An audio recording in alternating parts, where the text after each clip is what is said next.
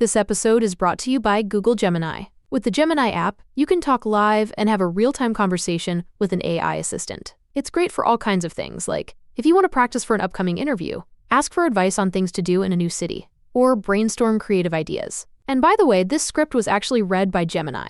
Download the Gemini app for iOS and Android today. Must be 18 plus to use Gemini Live. This Steve Jones Show podcast is now loading. The Steve Jones Show podcast is presented by Sunbury Motor Company, Purdy Insurance, Brewers Outlet, and NIL Game Changers.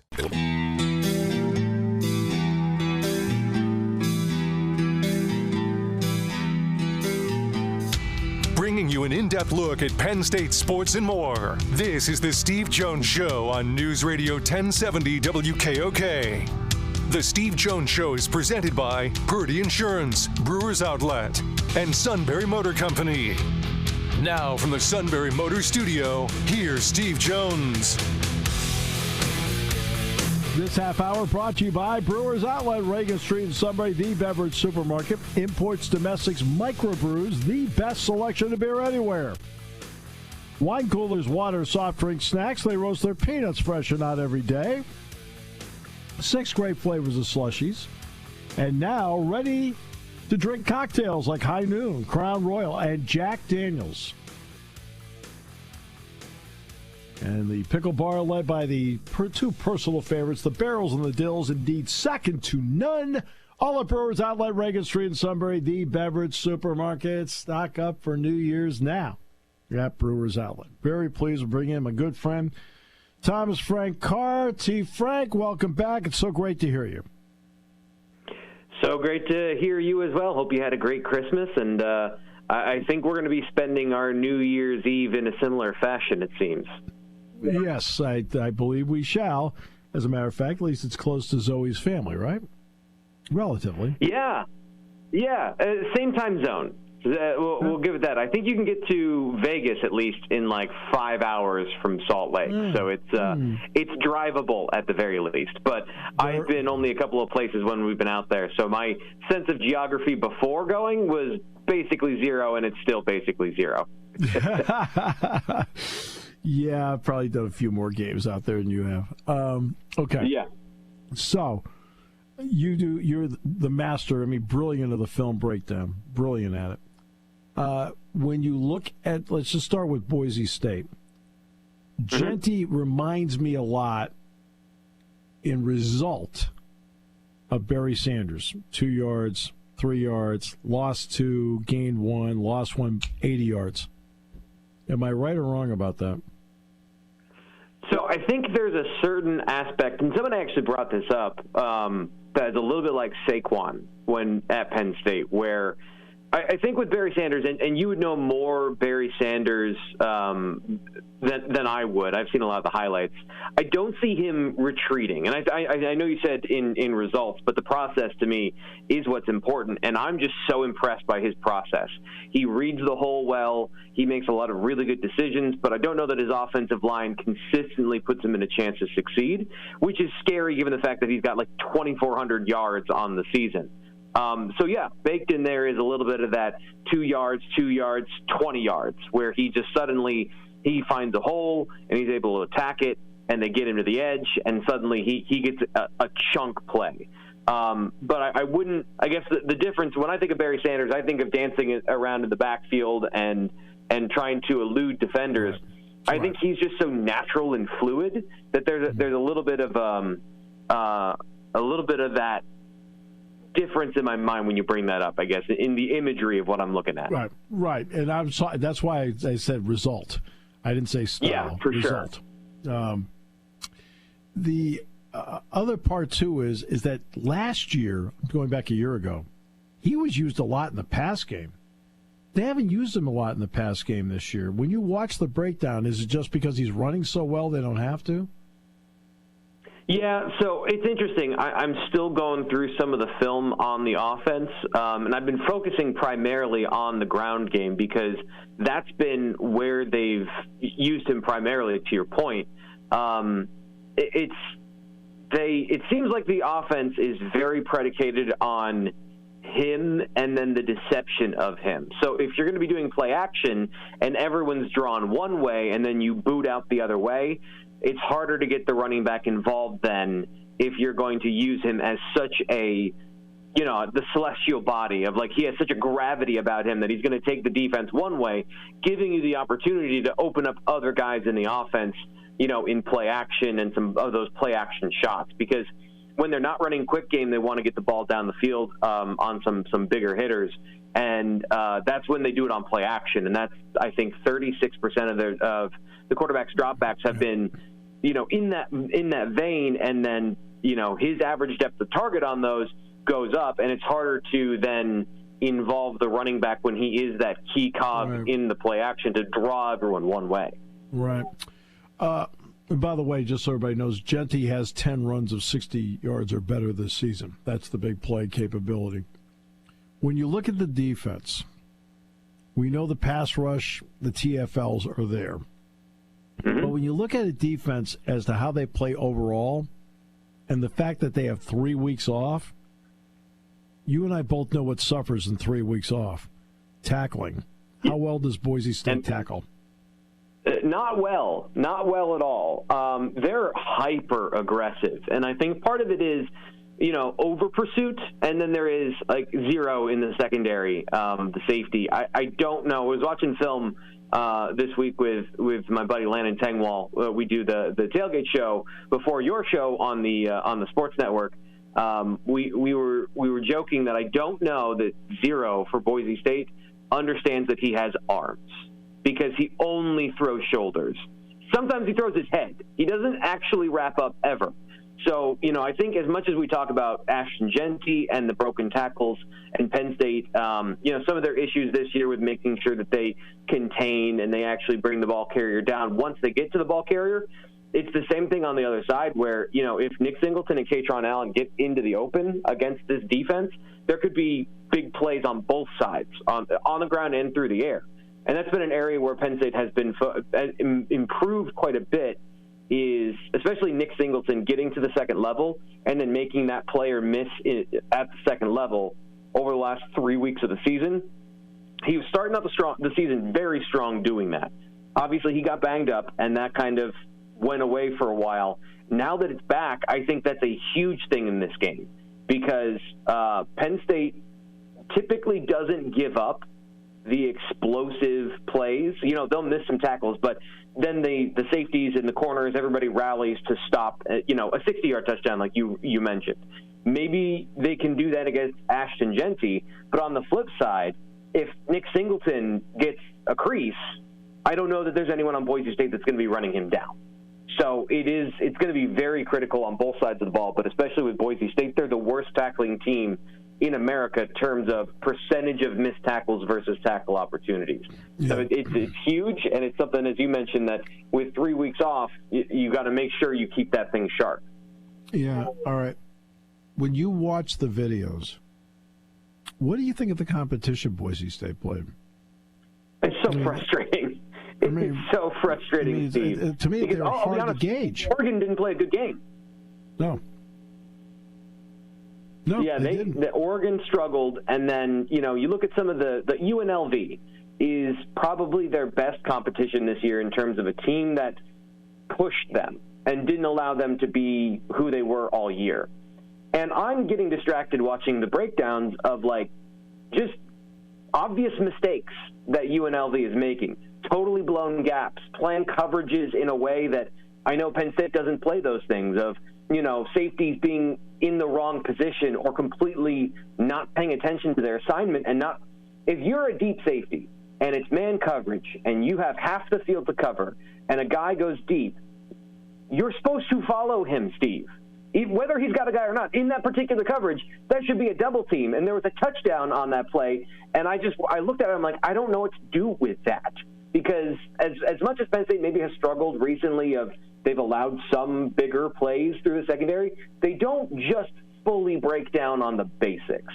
And so, yeah, the level of competition and the translatable, what does this say about what Penn State could do, I'm that's why I'm still working through some of these things, and I'm taking extra time to watch the film. I've been trying to watch as much of the defense to start, because that's where I think the answer to this game lies in if Penn State can score and score quickly.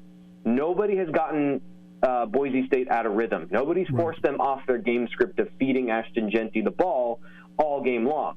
There's only been one game that I've counted so far where they've been down by at least 14 points. That was San Diego. I think it was San Diego State. It was. And then they give up the ball at the 2-yard line, and San Diego State does. And then, Boise State rallies. By halftime, the game is tied, and they're right back in the game, able to do what they normally do. It's been the translation factor in all of these situations of how Penn State's offense can take advantage of a defense that schematically, there's some things in there that Penn State can take advantage of and that they have all season. So what is Boise State going to do with those 3 weeks off to change some of those things up and protect against that? And what are they going to have to do, because that's who they are? That's the biggest challenge for me, is understanding kind of that gulf between those two ideas. Yeah, it's an issue. What do you think of the quarterback? I mean, I know you've been concentrating a lot on the running game. I mean, he's only thrown 3 interceptions, and it doesn't take a genius to figure out he is an absolute beneficiary of having number 2 behind him. But when he actually does throw the ball, how good is he? Because obviously Tom knows Tom Allen, because he played for him in Indiana. So that's their top receiver. But what do you think of the quarterback? I'll be honest. That's the area where I was going to go to next to take a look at what is – because I expect that Boise State's going to throw something at Penn State they haven't expected. They may come out and do things that they haven't done, because 3 weeks is like training camp at this point, where you get an additional install period if you want it. And so I do think he's going to play a big part in this game. What I have seen of him is that he's a good facilitator, good decision maker, but he's making a lot of pretty simple reads, at least from what I've seen of. Again, like I said, quick game, meaning he's just looking at either half-field reads or he's trying to pick apart zone defenses, and then he's making select shot plays and doing half-field reads on play action, where he's got, kind of a levels concept where he's just picking the guy that's open based on the way the coverage flows to the available target. So I haven't seen him make a full field read at this point. Now, again, like I said, 90% of their offense is run plays with Ashton Jeanty anyway, but it is something that they're going to see some 3rd and longs. So how does he perform in those situations, and how does the offensive line perform in those situations? Because I think the offensive line is pretty good. They got some good run blockers up front, but certainly not a complete unit. And so I don't think that we fully know after a full season the depth of the talent at Boise State. We can assume that there are cracks, but they just physically haven't been shown all that often. So that's where, like I said, I'm trying to go through all the film and trying to find all the situations of who has stressed them, where has the stress come from, how has it happened, and it's just hard when Ashton Jeanty on 2nd and 7 gets you 12 yards and suddenly the chains are reset and any opportunity to learn that is now gone. And on top of that, there is no Abdul Carter on the other side. There's guys that maybe could give you some flashes of Penn State's defensive line capabilities, but they don't have 4 across. They haven't seen 4 across that have played the way that Penn State's defensive line plays all season. And I include that game against Oregon, because that defensive line played much better the rest of the season, until they met the Penn State offensive line in the championship game. So I don't know. Maybe they were also who they were in that game, and we just didn't realize it for another 2 months. Right. It's possible. Anybody that you've seen on tape so far, Jeanty's an obvious one, but somebody else we set back, you know what? That dude can play. I like the defensive tackles. I think in a couple of games that I've seen them, they can be physical and disruptive in the run game. Yep. I wouldn't put them on the level of the Minnesota defensive line that gave Penn State problems, or some of the other good defensive lines Penn State's seen, but they could play. And so that unit, I think, from the run game perspective, I respect that front 4 especially. So those are the, I think the tackles specifically are the ones that I'm keying in on pretty early. And then I know it's kind of off the board, but I love the defensive scheme. So those players play hard, they play together, but they absolutely benefit from the way they attack. I was looking at some of the, watching the way they blitz, it feels like they blitz on every single play. Mm-hmm. They don't, but when they do, they send 6 or more, I want to say 40% of the time. So almost half the time they're blitzing, they're sending overloads and pressures where you are either confused and you're letting a free runner get through, or you don't have enough blockers and the quarterback is hot on those plays. So as much as the sack totals are impressive, I think the scheme does a lot of heavy lifting to make the players look. I don't want to be disrespectful because they got some good pass rushers. They got some good bodies on that defensive line, but Penn State's pass rush is better, and they don't have as many sacks. So, that's what I'm trying to get at is the scheme elevates everybody who is playing at a good quality football level.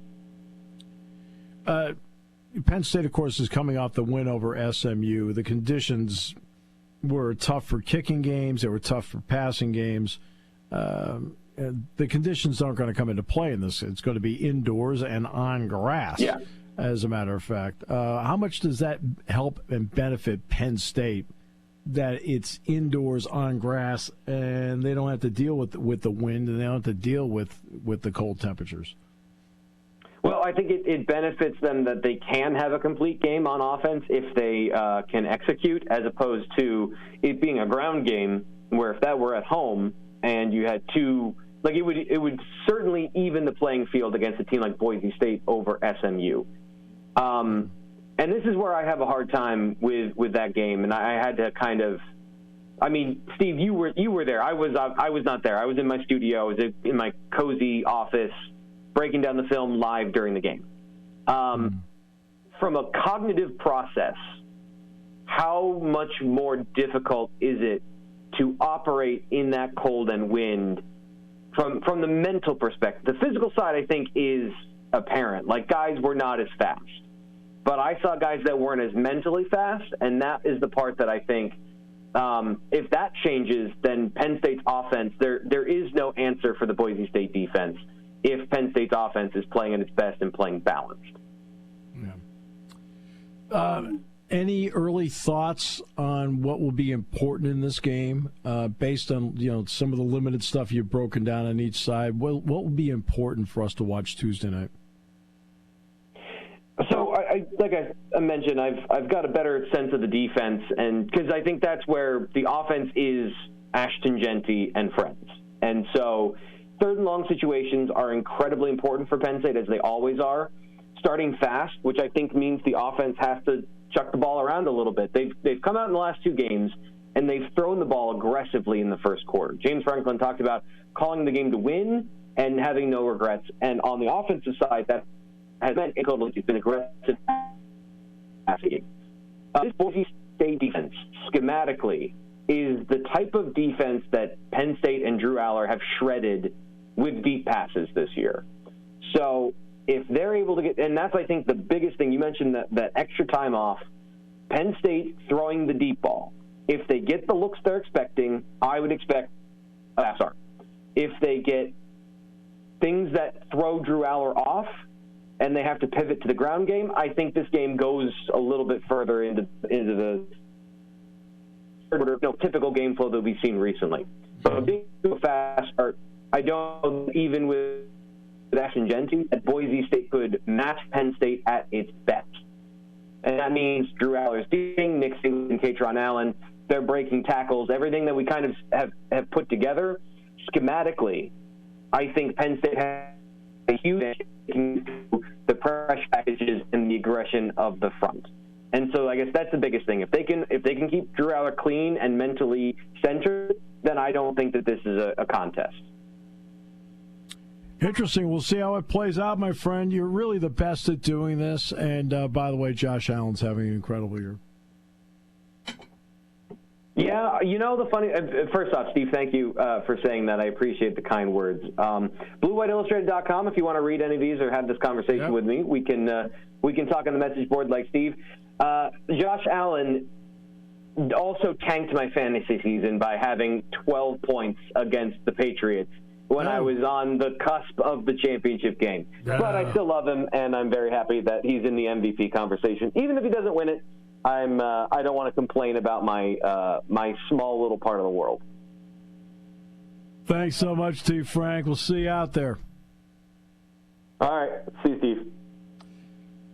Thomas Frank Carr, always doing great work. Nobody does a better film breakdown than Thomas Frank Carr, and people really appreciate it. I mean, they really do. And I think that's so important that that everybody gets that kind of breakdown in a game, because I think people are looking for that little extra advantage as to what they see, and T. Frank gives it to them. Okay, so this half hour brought to you by Brewers Outlet, Reagan Street in Sunbury. The beverage supermarket imports domestics microbrews, the best selection of beer anywhere. Wine coolers, water, soft drinks, lots and lots of snacks. They roast their peanuts fresh and hot every day. 6 great flavors of slushies, by the way. And not only that, new additions for you to get excited about. And they now have on hand ready-to-drink cocktails like High Noon, Crown Royal, Jack Daniels. All Brewers Outlet, Reagan Street in Sunbury, the beverage supermarket on News Radio 1070 WKOK. The holidays are... This episode is brought to you by LifeLock. The holidays mean more travel, more shopping, more time online, and more personal info in places that could expose you to identity theft. That's why LifeLock monitors millions of data points every second. If your identity is stolen, their U.S.-based restoration specialist will fix it, guaranteed or your money back. Get more holiday fun and less holiday worry with LifeLock. Save up to 40% your first year. Visit LifeLock.com/podcast. Terms apply. For a time of year to celebrate and reflect. Reflect on the past year, a year filled with challenges and uncertainty. Uncertainty that bred resilience and hope.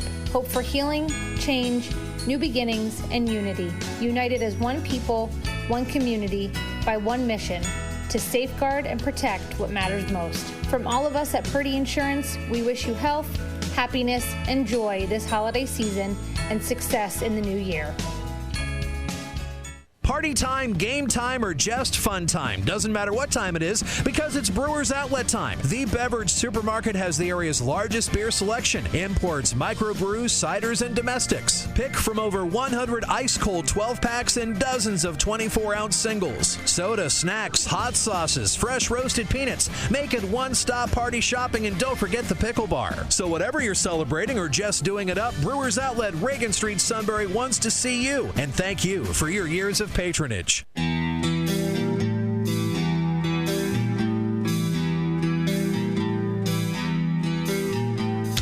Bringing you an in-depth look at Penn State sports and more. This is the Steve Jones Show on News Radio 1070 WKOK. The Steve Jones Show is presented by Sunbury Motor Company, Purdy Insurance, and Brewers Outlet. Now, from the Sunbury Motors studio, here's Steve Jones. Sunbury Motors, 4th Street in Sunbury. Sunbury Kia, routes 11 and 15 in Hummel's Wharf, and online at sunburymotors.com. Ford, Kia, Hyundai. I went with Ford, but I'll tell you, Kia and Hyundai, great product lines, all with great warranties. When I was there, the lots were filled with pre-owned inventory, and they go over each one with a fine-tooth comb. It makes the buying experience so much better.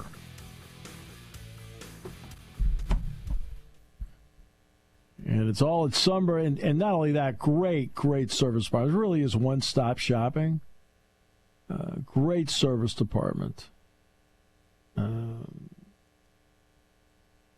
that gets it done. I don't care whether it happens to be quick lane, routine, inspections, difficult, whatever it may be, they'll take care of you. All at our good friends at Sunbury Motors, 4th Street in Sunbury, Sunbury Motors Kia, routes 11 and 15 in Hummel's Wharf, and online at sunburymotors.com. You know what? I've said this for years. Always go with the best in the business. And that's why I chose to go with them.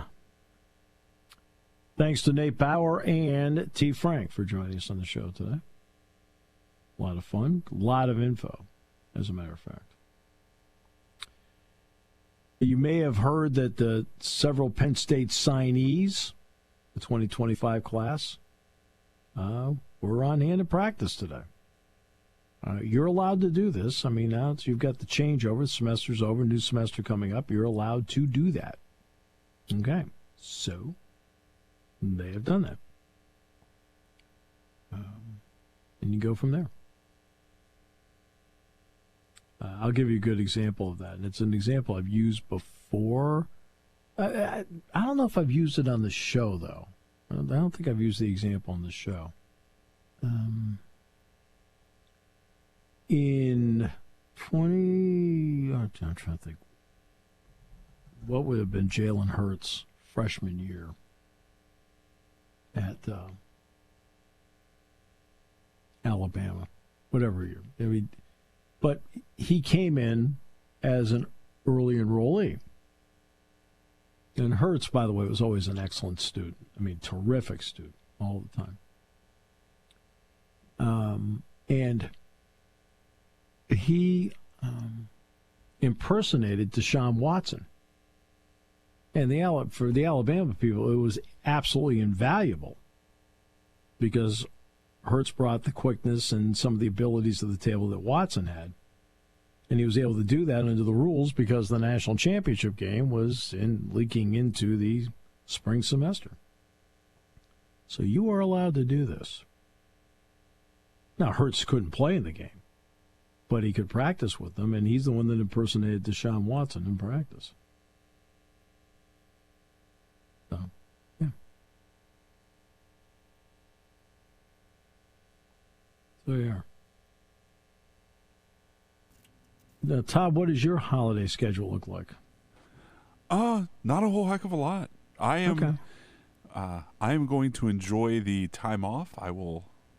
I don't work at any place now for the rest of the year, so I cannot complain about that at all. Good.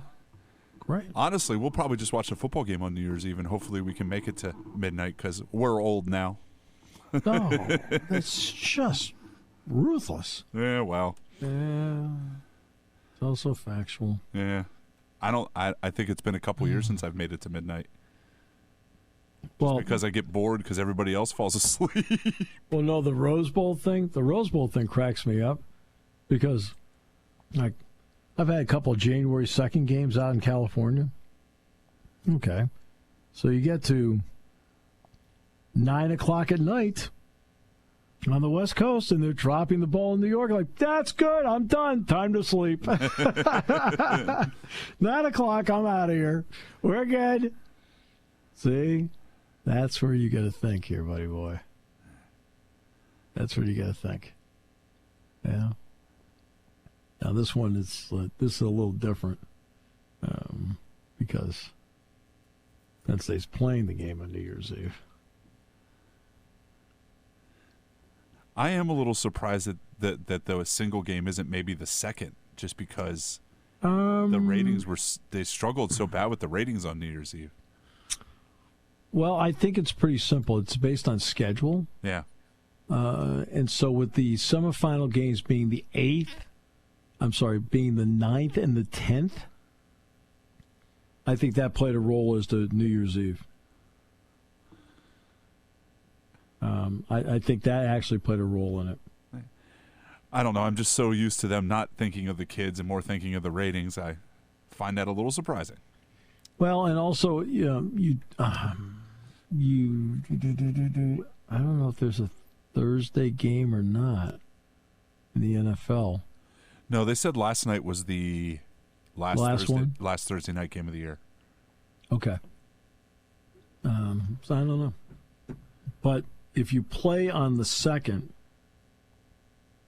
the winner of that game may have to play the 9th. It's only a week. Yeah. And I realize it's hard for you to grasp it. They actually put some thought into something, and I don't blame you. I don't blame you. Yeah. I mean, they were just, hit again this week with the junior college stuff, and they seemed surprised by it. So, well, of course they were surprised by it. I mean, everything that happens to the NCAA, they act like, well, this can't be. Yeah, it can be. I'll be fair with the attorneys about this. I'm sure they understand and get what they're up against, but their clients don't. The clients don't get it at all. Just don't get it. That's the part that strikes me about them. Like their clients don't get it. And that's why, well, what do you mean? I mean, we're surprised by this. Well, why are you surprised by it? I mean, that's what strikes me about it. Is they always seem to be shocked at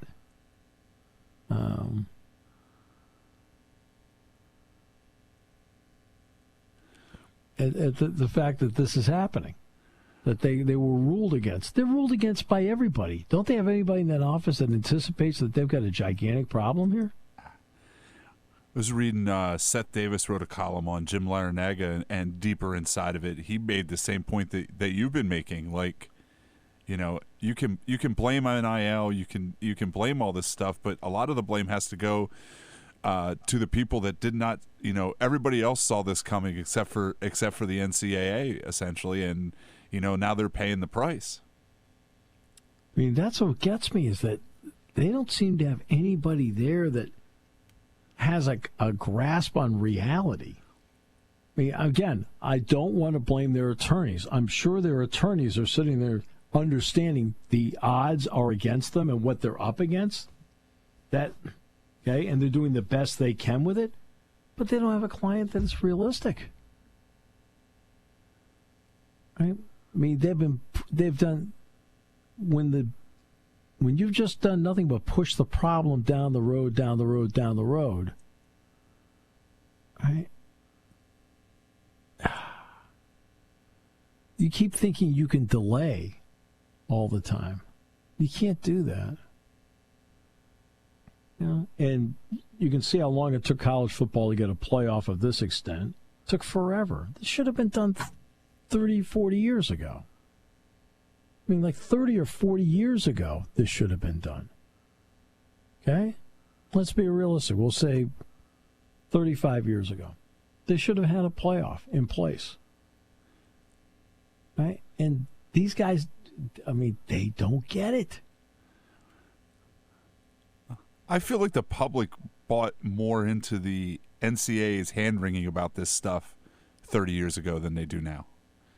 Where the NCAA was able to get away with saying, what about the classroom? What about, meanwhile, the 1AA schools have been playing a playoff since I was a kid. Yeah. And it seems to work. It seems to work. See, that's the part that's amazing in all this. Yeah, it seems to work pretty well. Okay. And I am baffled beyond words by these people. I'm baffled by it. Every time I turn around, it takes them forever to get a playoff. Everybody knows you need a playoff. They've been playing this game of isn't college football great? The regular season has so much more meaning. Hey, college football is great because all the arguments it creates around this time of the year. What? That's to you, that's the charm of this? We just had the most exciting November regular season in the history of the game because so many teams were in it. Shocking. Arguments? Sure, there are arguments. Alabama should be in. SMU should not be. Everybody that loses shouldn't be in. I always love that one. You can tell you're dealing with the simplest of minds when that argument comes up right away. Really? Okay, not really a thinker, right? Okay, gotcha. Somebody made the joke today that maybe Mississippi State and Alabama should have played the Ravens and the Chiefs on Thursday. Ooh, that's kind of an ugly scene, man. Well, that's ugly. There's no better team in this country than hypothetical SEC team.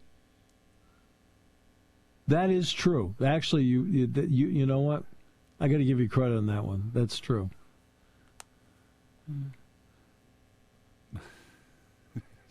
The SEC team will always win a game in which they're not involved in. That is true. Well, see, that's the other part about the SEC. First of all, let's start with this. The SEC has a lot of terrific football teams, and they play terrific football in the SEC. Okay? All right. Right, but let's get to the next part. Okay? Every time they lose a bowl game, what do we always hear? It didn't mean anything to them. Yep. It didn't mean anything, and they weren't interested in it. Stop with the nonsense. All right? I mean, you can't go through and think everybody's stupid. I mean, that's what it comes down to. They think everybody's a dope. Right? And that's why on these shows, they think everybody's a dope. We were talking the other day about, was it the NFL? In the NFL, what the heck are they saying about the Netflix games? Yeah, and the ratings for them were okay. You know, they're fine, but they already have a narrative out there about it. What do you need a narrative? It's been in the CBS News all 4 breaks today. Yeah. Except it doesn't mention that they're down 20% from last year when they were on over the air. Right. They did $58.3 million last year in the Christmas Day games. Yeah, I know. It's amazing. Amazing. And, you know, this is great, that's great, this is great, that's great. Like, you know, what did I say yesterday on the show?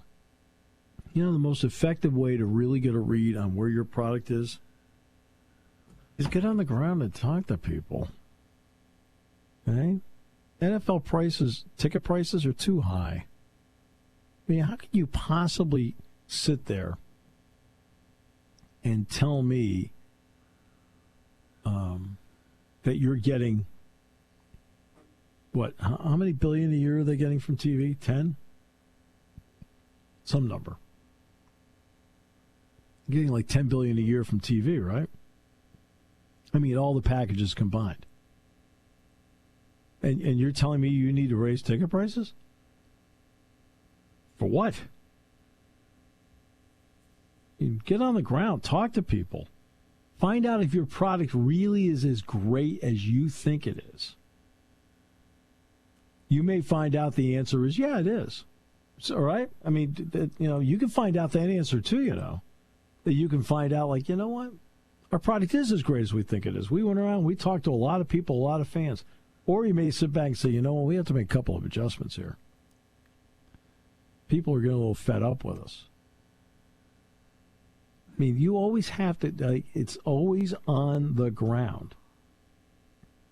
Right? You can't sit there and talk. You can't have a centralized group that is always talking about metrics. Well, the metrics say, the viewership says, the viewership says. No, why don't you just get out of your office? Okay, it's called management by walking around. You'd be shocked what you learned when it's management by walking around. Are you making a phone call? No, actually, I didn't realize my phone was off. Or my phone was on and it was ringing itself. What are we doing here? I don't know. See, now if the Sue were walking around, he would have corrected that immediately. It does take him a little while to get back here. It is the other side. He could be on his way. Oh, man, you're getting more like me every day. All right, here on News Radio 1070 WKOK, brought to you by Sunbury Motors. There's something to be said about a sale with a handshake, a service technician who really knows what he's doing. They can explain it in English what the problem is. There's nothing better than having that friend you could trust in the area. That's Sunbury Motors, where you get selection, knowledgeable salespeople, and prices that fit your budget, and more important, that friend you can trust. Welcome to Sunbury Motors, Kia, Ford, and Hyundai. You could shop other dealers and compare prices, but at Sunbury Motors, you get their lowest price promise. They research the current used vehicle market and guarantee their used car prices are the lowest. If you find a lower price, Sunbury Motors will beat it. 3 dealers all in one. See their full new and pre-owned inventory at sunburymotors.com. Pick out a vehicle you like and schedule your test drive online. Follow them on Facebook. Sunbury Motors Ford and Hyundai, North 4th Street, Sunbury, and Sunbury Motors Kia, routes 11 and 15 in Hummel's Wharf.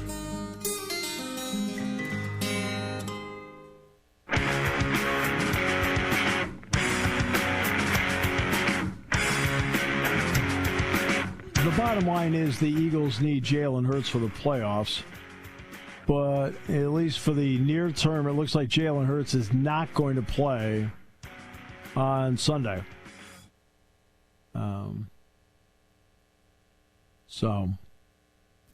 Look, you need him for the playoffs. I mean, the last regular season game, who the heck cares? Right, you're going to be the number 2 seed no matter what happens here. So, but just to make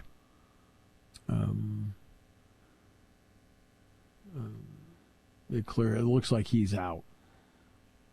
Let's see. Navy, with 3:54 to go, leads Oklahoma 21-14.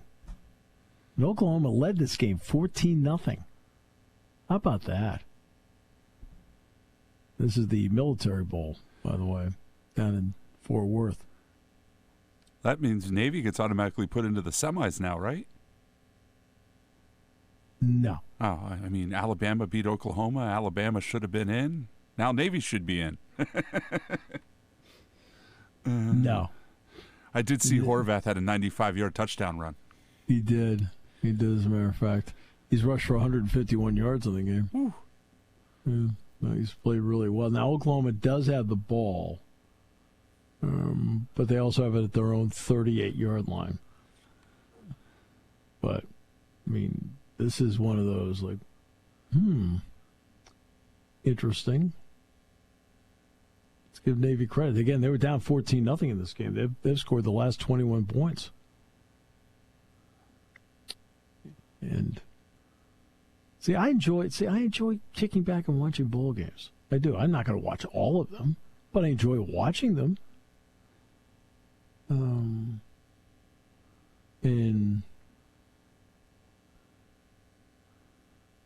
I mean, that's just me. I mean, I always love. There are too many bowl games. Who said you had to watch? I don't care. I always love this.